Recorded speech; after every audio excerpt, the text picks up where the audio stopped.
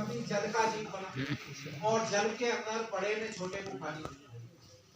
जंगल का जीव बना, बीमार हो गया था और प्राण नहीं छोड़े तब तक दूसरे ने आकर के हमला कर दिया। जैसे ही थोड़ा कमजोर पड़ा, दौड़ भाग नहीं सकता, जिंदे को ही वो खाने लगे, ये हालत होती है। तो वो सब उसने देखा। कब कब मेरे को किस तरह से घेर के मारा गया। देखो जंगल में अब ये झाड़ियों में बेचारे खरगोश बैठे रहते हैं और वो डंडे लेकर के और 2-4 कुत्ते साथ में लेकर के, और वो जीव हत्या वाले लोग हिंसा जो करते हैं वो लोग आते हैं और उनको बैठे हुए बेचारे, वो कुछ नहीं करे, किसी का कुछ बिगाड़ नहीं करे, बस उनके पीछे हाँ का हुक मचाते आते हैं, कुत्ते दौड़ा देते हैं और मारते हैं। तो ये सब उसने देखा कि कितना कितना कष्ट में है। कहीं कबूतर का शरीर मिला, पक्षी का शरीर मिला, बेचारा बैठा था चुपचाप, अपना मेहनत करके अपना दाना कहीं से चुप करके आया, बैठा था, तब तक आया कोई हत्यारा और उसने आकर के उसको पकड़ लिया, मार दिया। ये सब उसने देखा। कब देखा उसने ये पिछला सब?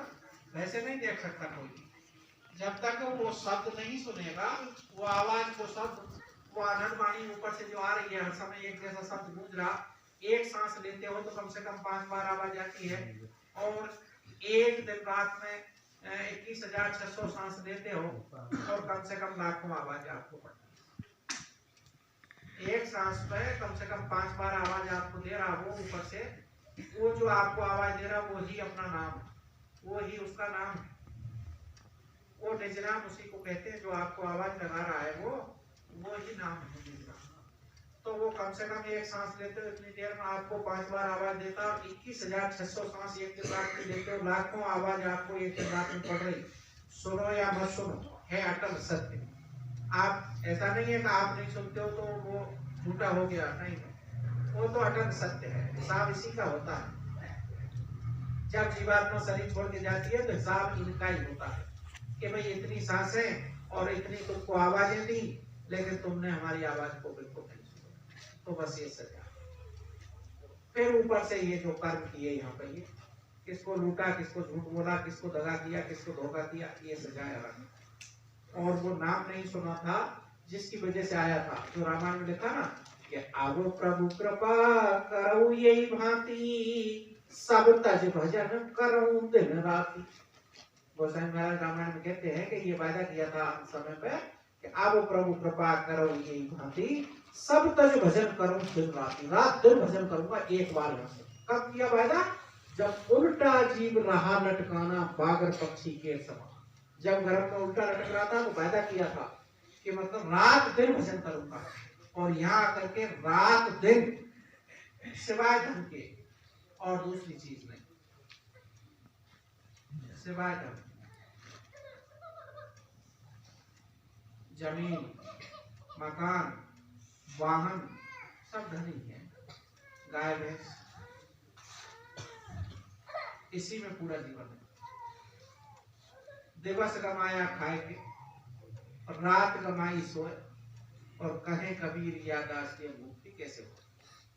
तो दिन तो कमा दिया खाए करके, खाने का मतलब यूं नहीं पूरे दिन रोटी खाता रहा, रोटी खाने में और रोटी की सोचने, बस कुछ ना कुछ काम किया तो खाने के लिए तो किया।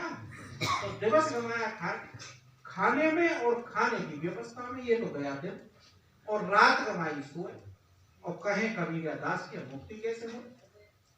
रात तो कहीं सोने में और दिन गया उसमें, कभी एक क्षण का समय तो मिला, जबकि वायदा तो ये किया था कि अब प्रभु कृपा करो ये भांति सब तज भजन करो दिन रात दिन भजन करो। फिर भी आते समय ये कहा, हर जीव को ये कहा गया वहां से, जब इधर भेजा जाता है मनुष्य शरीर लेकर के, तो ये कहा कि भाई तू ऐसा करना, जीवात्मा को समझा कि भाई ऐसा करना कि हम तुझे संसार में भेज रहे हैं, मृत्युलोक में, वहां सब माया की रचना है, वहां तेरा जो शरीर रहेगा वो भी भारी रहेगा, मोटा, क्योंकि 5 तत्व है उसमें, पृथ्वी जल अग्नि वायु आकाश, तो इनका मोटा शरीर रहेगा, वो बारीक नहीं।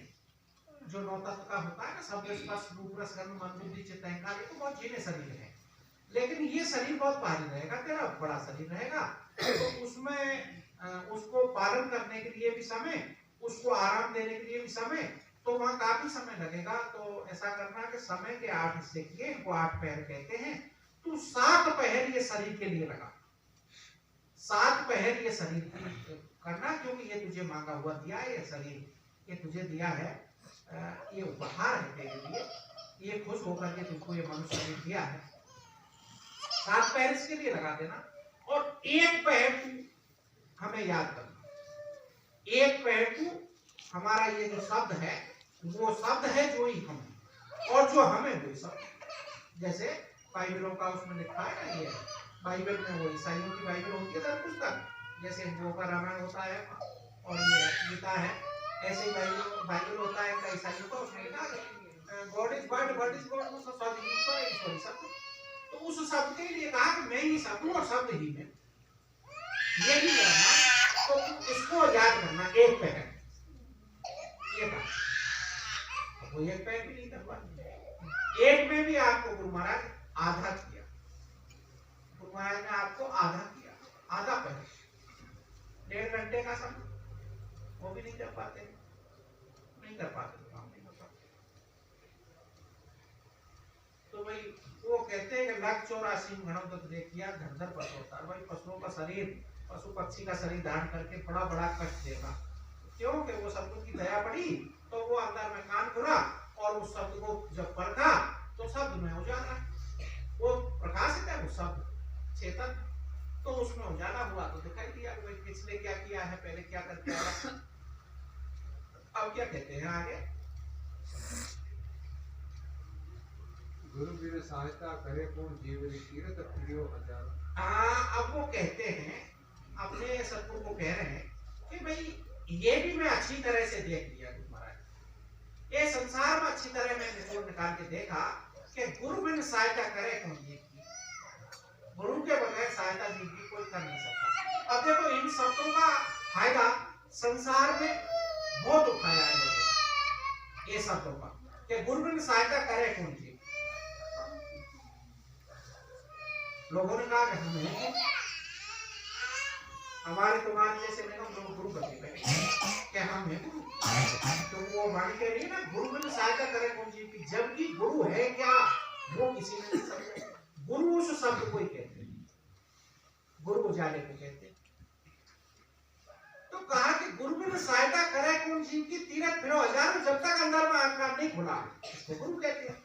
जब तक अंदर आंख नहीं खुला तब तक तीरथ फिरो हजारों, कोई मदद करने वाला नहीं।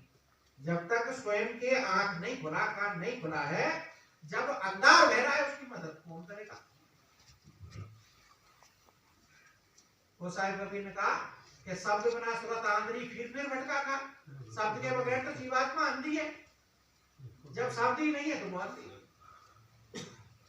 तो शब्द बिना सुरत आंधी फिर भटका का, और मूल न पावे शब्द का तो कहो कहां को जाए, कहां जाए वो, जब ठिकाना ही नहीं है, जब शब्द का ठिकाना जीवात्मा के पास है ही नहीं, ना कुछ सुने ना देखे, ना कान खुला ना कुछ, अंधी और बहरी दोनों काम हो, और आंख किधर खोल दी, बाहर खोल दी, तो शरीर जो खोलनी चाहिए वो तो बंद, और जो बंद रहनी चाहिए वो